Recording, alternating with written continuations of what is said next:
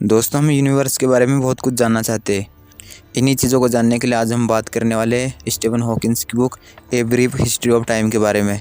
जिस बुक में Stephen Hawkins के अलग ही लेवल के सिद्धांत हैं। जिस बुक में हॉकिंस ने आइंस्टीन और न्यूटन जैसे वैज्ञानिकों के सिद्धांत का भी जिक्र किया है। तो आइए दोस्तों, आज इस बुक में इन थ्योरी को समझते हैं। हॉकिंस बताते हैं, हजारों सालों से वैज्ञानिक यूनिवर्स को लेकर अलग अलग कल्पना करते आ रहे हैं। जैसे कुछ वैज्ञानिक कहते थे सूर्य पृथ्वी का चक्कर लगाता था, और कुछ वैज्ञानिक कहते थे सूर्य पृथ्वी का नहीं बल्कि पृथ्वी सूर्य का चक्कर लगाता है। लेकिन सही कंक्लूजन किसी को भी पता नहीं था। इसीलिए एक कंक्लूजन पर पहुंचने के लिए एरिस्टोटल टोल्मी नाम के वैज्ञानिक ने कहा सूर्य पृथ्वी का चक्कर लगाता है, जिसे हम सुबह पहाड़ियों से निकलते हुए देखकर मान सकते हैं। लोगों ने टोल्मी और एरिस्टोटल की इस थ्योरी को कुछ टाइम तक तो माना, पर कुछ वैज्ञानिक इस बात को मानने के लिए राजी नहीं थे। तो उनमें से कुछ साइंटिस्ट जैसे कोपरनिकस, गैलीलियो और केपलर ने कहा सूर्य पृथ्वी का नहीं बल्कि पृथ्वी सूर्य का चक्कर लगाता है, और इसी तरह ब्रह्मांड के बाकी ग्रह भी सूर्य का चक्कर लगाते हैं। इस बात को समझाने के लिए उन्होंने एक आसान सा एग्जाम्पल दिया। उन्होंने कहा जैसे आप अगर किसी बस या गाड़ी में सफ़र करते हो तो आपको स्थिर पेड़ भी चलते हुए दिखाई देंगे। तो इस बात से उन्होंने सिद्ध किया कि ब्रह्मांड का नियम भी इसी तरह चलता है। और बाद में ये बात सच भी साबित हुई, क्योंकि ये थ्योरी एकदम सटीक बैठी थी और इसे सबको मानना पड़ा। इसके बाद यूनिवर्स को लेकर कई कॉन्सेप्ट पैदा हुए, लेकिन उनमें से सबसे ज़्यादा पॉपुलर स्पेस टाइम का कॉन्सेप्ट हुआ। जिसके अनुसार न्यूटन ने कहा ब्रह्मांड में कोई ग्रेविटेशन पावर है जिससे सारी चीज़ें एक दूसरे से आकर्षित होती है, जिसे न्यूटन ने लॉ ऑफ ग्रेविटी का नाम दिया, जो कॉन्सेप्ट न्यूटन के अनुसार ब्रह्मांड की ज़्यादातर चीज़ों पर लागू होता था। लेकिन दोस्तों, आइंस्टीन को इस बात से संतुष्टि नहीं मिली। उन्होंने देखा कि ये सभी पर लागू होता है, लेकिन ये कॉन्सेप्ट लाइट पर काम नहीं करता। और फिर इसके बाद आइंस्टीन ने इसे स्पेस टाइम का कॉन्सेप्ट दिया, जिस थ्योरी के अनुसार उन्होंने जनरल रिलेटिविटी और स्पेशल रिलेटिविटी दो प्रकार की थ्योरी दी। जिसमें पहली थ्योरी जनरल रिलेटिविटी, जिसके अनुसार हम सिर्फ इसे थॉट से समझ सकते हैं। जैसे मान लीजिए स्पेस टाइम एक कंबल है जो हवा में तैर रहा है। अगर इसके ऊपर कुछ बॉल फेंक दिया जाए तो वो बॉल अंदर की ओर धंस जाएंगी, जिसे आइंस्टीन के द्वारा स्पेस टाइम कहा जाता है, जिसे आइंस्टीन ने स्पेस टाइम कर्वेचर नाम दिया था, जिससे कि यूनिवर्स में ग्रेविटी उत्पन्न होती है। इससे ही न्यूटन ने ग्रेविटी के रूप में परिभाषित किया था। और इसी यूनिवर्स के कॉन्सेप्ट को समझने के लिए आइंस्टीन ने एक दूसरी थ्योरी भी दी थी, जिसका नाम स्पेशल रिलेटिविटी था। जिसके अनुसार अगर कोई दो आदमी किसी गाड़ी में बैठकर कहीं जाते हैं, उन दोनों व्यक्तियों के बीच की दूरी सेम होगी, लेकिन अगर उन दोनों में से एक आदमी को बाहर खड़ा कर दिया जाए और दूसरे को उस गाड़ी से भेज दिया जाए, उन दोनों के बीच की दूरी बढ़ जाएगी। इससे ही आइंस्टीन के अनुसार रिलेटिव मोशन कहा गया है। वो कहते हैं लाइट हमेशा एक ही स्पीड में ट्रेवल करती है, और इसके अलावा यूनिवर्स में कोई भी चीज़ इतनी फास्ट नहीं है। वो इस कॉन्सेप्ट में कहते हैं अगर कोई आदमी लाइट की स्पीड से अंतरिक्ष में ट्रेवल करे तो उसका टाइम इस दुनिया के मुकाबले कम हो जाएगा, क्योंकि उस आदमी का अंतरिक्ष में बिता हुआ 1 घंटा पृथ्वी के 50 साल के बराबर हो जाएगा। यही न्यूटन और आइंस्टीन का स्पेस टाइम का कॉन्सेप्ट था, जिससे रिलेटेड कई हॉलीवुड फिल्में हैं, जिनमें कुछ गिनी चुनी फिल्में पैसेंजर, ग्रेविटी, इंटरस्टेलर जैसी मूवी है, जिनमें इन्हीं तरह के कॉन्सेप्ट को बताया गया है। आगे हॉकिंस कहते हैं यूनिवर्स लगातार ही एक्सपेंड होती जा रही है, जिससे सभी गैलेक्सियां एक दूसरे से दूर जा रही है। इस चीज़ की खोज डॉपलर इफेक्ट नाम के वैज्ञानिक ने की थी। जैसे हम किसी लाइट को प्रिज्म से पास करते हैं तब ये लाइट 7 रंगों में बढ़ जाता है, और यही रूल गैलेक्सी से आने वाली लाइटों पर भी काम करता है। लेकिन इनमें देखा गया है कि सबसे ज़्यादा रेड लाइट पर इफेक्ट होता है। और फिर कई सालों तक रिसर्च करने के बाद पता चला कि यूनिवर्स का कोई भी अंत नहीं है, और लगातार सभी गैलेक्सियाँ एक दूसरे से दूर जा रही है, जिसके अंत का पता लगाना बहुत ही मुश्किल है। लेकिन फिर भी इसको समझने के लिए साइंटिस्टों ने एक एग्जाम्पल दिया है। जैसे मान लो 2 बसें एक साथ दिल्ली से चलती है, एक लद्दाख की और एक दूसरी कन्याकुमारी। तो जब दोनों एक साथ वहाँ से चलेंगी तो दोनों के बीच की दूरी बढ़ जाएंगी। तो यूनिवर्स भी इसी तरह काम करता है। साइंटिस्टों का कहना है ये बसें एक स्टेशन पे जाके तो रुक जाएंगी, लेकिन ये गैलेक्सी कहाँ जाकर रुकेंगी ये समझना एक सपना ही है। आगे ऑथर कहते हैं यूनिवर्स की हर एक चीज़ एटम से बनी हुई है, जो इलेक्ट्रॉन, प्रोटॉन और न्यूट्रॉन का जोड़ है। न्यूट्रॉन और प्रोटॉन मिलकर न्यूक्लियस बनाते हैं, जबकि इलेक्ट्रॉन उनके चारों तरफ घूमता रहता है।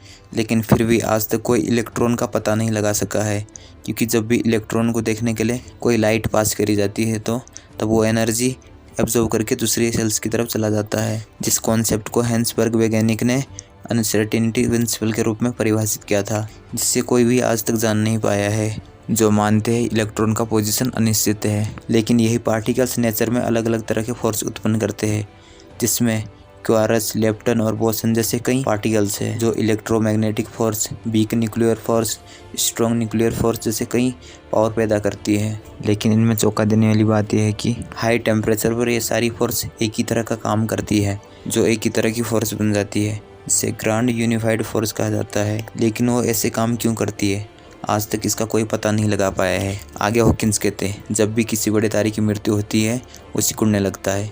उसके बाद इतनी ग्रेविटी पैदा होती है जिसके बाद उसके अंदर जाने वाली कोई भी चीज़ बाहर नहीं आ पाती है, यहाँ तक कि वो लाइट को भी एब्जॉर्ब कर लेता है। यही कारण है कि उसे कोई देख नहीं सकता। हॉकिंस कहते हैं कि अगर किसी तारे को ब्लैक होल बनना है तो उसका वजन हमारे सूर्य के करीबन 25 गुना ज़्यादा बड़ा होना होगा, क्योंकि साइंटिस्ट कहते हैं ब्लैक होल को कोई देख नहीं सकता, लेकिन वो एक्स रेज छोड़ता है जो अंतरिक्ष में लगाए गए टेलीस्कोप से पता चलता है, जिसके द्वारा अंदाज़ा लगाया जा सकता है कि अंतरिक्ष में ब्लैक होल बनते हैं और मिटते हैं। आज तक मिले हुए डाटा से पता चला है कि ज़्यादातर ब्लैक होल स्थिर होते हैं, जबकि कुछ थोड़ा बहुत मूव करते हैं। ज़्यादातर साइंटिस्टों का कहना है कि ब्लैक होल से कोई भी चीज़ बाहर नहीं आ सकती, लेकिन हॉकिंस ने इसका सॉल्यूशन निकाल लिया था। उन्होंने बताया था कि जब भी ब्लैक होल में कोई दो पार्टिकल्स जा रहे होते हैं तब वो दोनों आपस में कंबाइन हो जाती है, जिसके कारण उनमें से एक तो अंदर चला जाता है जबकि दूसरा पार्टिकल्स बाहर की ओर आ जाता है। और हॉकिंस ने यह भी पाया कि एक दिन धीरे धीरे ब्लैक होल सिकुड़ने लगता है, जिसके बाद वो एक दिन ख़त्म हो जाता है। हॉकिंस की इन बातों को पहले कोई भी साइंटिस्ट मानने को राजी नहीं हुआ था, लेकिन कई रिसर्च करने के बाद हॉकिंस की बात सच साबित हुई और बाद में बाकी साइंटिस्टों को भी इन बातों को मानना पड़ा। आगे हॉकिंस बताते हैं कि किस तरह से यूनिवर्स का जन्म हुआ और किस तरह से टाइम को भी माना जाने लगा। हॉकिंस कहते हैं सबसे पहले टाइम होता ही नहीं था। सबसे पहले यूनिवर्स में एक गैस का गोला था, फिर उसका टेम्परेचर एक दिन इतना बढ़ा कि वो गुब्बारे की तरह फूलने लगा, और एक दिन जब इसका टेम्परेचर हद से ज़्यादा हो गया तो ये गोला फट गया और फिर उसके टुकड़े फैलने लगे और फिर इन्हीं से गैलेक्सी और स्टार बनने लगे। इससे हम एक एग्जाम्पल से समझ सकते हैं। मान लो आपने एक कमरे में पटाखा रखा और उसमें आग लगा दी, और जब वो फटेगा तो उसके पार्टिकल चारों ओर फैलेंगे जो कमरे की दीवार में जाकर टकराएंगे और एक टाइम के बाद नीचे गिर जाएंगे, जिसके बाद उनकी एनर्जी खत्म हो जाएगी। यही बात ब्रह्मांड पे अप्लाई होती है। लेकिन यहाँ पर आश्चर्यचकित करने वाली बात यह है कि जो उस गोले के टुकड़े टूटे जो गैलेक्सियाँ हैं वो आज तक नहीं रुके और वो लगातार एक दूसरे से दूर जा रहे हैं। लेकिन वैज्ञानिकों को उम्मीद है कि वो एक दिन वापस ज़रूर आएंगे, जिससे टाइम की दिशा के साथ साथ हमारा पूरा पास्ट और फ्यूचर बदल के रह जाएगा। आगे हॉकिंस कहते हैं कि टाइम की 3 दिशाएं हैं जिससे पास्ट और फ्यूचर बदलता है। जिसे समझाने के लिए हॉकिंस ने टाइम के 3 एरो दिए हैं, जिसमें कि पहला एरो है थर्मोडायनामिक एरो, जिसके अनुसार वो कहते हैं यूनिवर्स एक कप की तरह है जो टूटने के बाद बिखर जाता है, जिसे दोबारा जोड़ना मुश्किल है, जिस बिखराव को इंट्रोफी कहते हैं। दूसरा कहते हैं साइकोलॉजिकल एरो, वो कहते हैं हम लोग पास्ट को याद रखते हैं लेकिन फ्यूचर का हमें कुछ भी पता नहीं, जिसके कारण हमारी परसेप्शन के अनुसार टाइम पास्ट से फ्यूचर की ओर चलता है। तीसरा एरो देते हैं कॉस्मोलॉजिकल एरो, जिनके अनुसार यूनिवर्स एक्सपेंड हो रहा है और टाइम भी उसी तरफ जा रहा है, लेकिन एक दिन इसका उल्टा होगा और एक दिन टाइम भी उल्टा चलेगा फ्यूचर से पास्ट की ओर। वो आगे कहते हैं दुनिया में वार्म होल जैसी चीज़ भी एग्जिस्ट करती है, जिन्हें ब्लैक होल की तरह माना जाता है, जिस पर आधारित कई टाइम ट्रेवल की मूवी बन चुकी है, क्योंकि साइंटिस्ट मानते हैं कि एक दिन एडवांस टेक्नोलॉजी से फ्यूचर पास्ट में आना जाना संभव हो जाएगा। लेकिन इसके लिए ऐसे सोर्स ढूंढने की ज़रूरत है जो लाइट की स्पीड से ट्रेवल कर पाए और जिनकी एनर्जी डेंसिटी नेगेटिव हो, क्योंकि वही एक्जोटिक मैटर में सर्वाइव कर सकते हैं। लेकिन अभी तक ऐसी कोई भी चीज़ नहीं मिली, तो ये एक असंभव बात लगती है। लेकिन हो सकता है फ्यूचर में कोई कॉन्सेप्ट या इन्वेंशन मिल जाए जो इन काल्पनिक बातों को सच कर पाए, लेकिन अभी तक तो ये बात सपना ही है। पर हॉकिंस कहते हैं इन चीज़ों को जनरल रिलेटिविटी और क्वांटम मैकेनिज्म के जरिए समझा जा सकता है, लेकिन ये दोनों थ्योरी एक दूसरे का उल्टा है। तो साइंटिस्ट ऐसे थ्योरी ढूंढना चाहते हैं जो हर चीज़ को एक तरह से एक्सप्लेन कर सके। तो इसके लिए साइंटिस्टों ने क्वांटम ग्रेविटी का एक एग्जाम्पल दिया है, जिनमें सबसे famous theory super string theory है, जिसके अकॉर्डिंग पार्टिकल्स स्ट्रिंग के रूप में होते हैं जो कम से कम 10 डायमेंशन में वाइब्रेट होते हैं, जबकि क्वांटम मैकेनिज्म के अनुसार 3 डायमेंशन होते हैं और जनरल रिलेटिविटी के अनुसार 4 डायमेंशन होते हैं। लेकिन अभी तक सुपर स्ट्रिंग थ्योरी का कोई भी एविडेंस नहीं मिला है।